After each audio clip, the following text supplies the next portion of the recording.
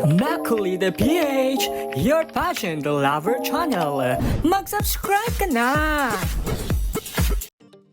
Isang malaking karangalan ang muling dinala ng Pilipinas sa mundo ng international pageantry nang magwagi bilang Miss Face of Beauty International 2025 si Nikki Buenafe.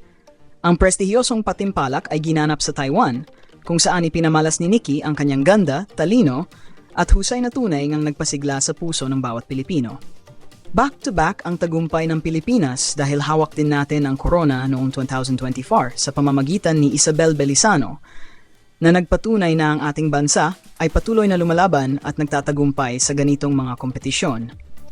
Hindi lamang ito simpleng pagkapanalo, kundi isang patunay ng dedikasyon, sakripisyo, at pagmamahal sa sariling bayan na ipinakita ng ating mga pambato. Bukod kay Nikki bilang kampiyon, narito rin ang mga naging finalisadong runner-up sa Face of Beauty International 2025. Sweden bilang first runner-up, Finland bilang second runner-up, Malaysia bilang third runner-up, at Thailand bilang fourth runner-up. Ang tagumpay na ito ay isang inspirasyon para sa mga kababaihan sa Pilipinas na patuloy na mangarap, magsikap, at magtagumpay sa larangan ng international pageantry.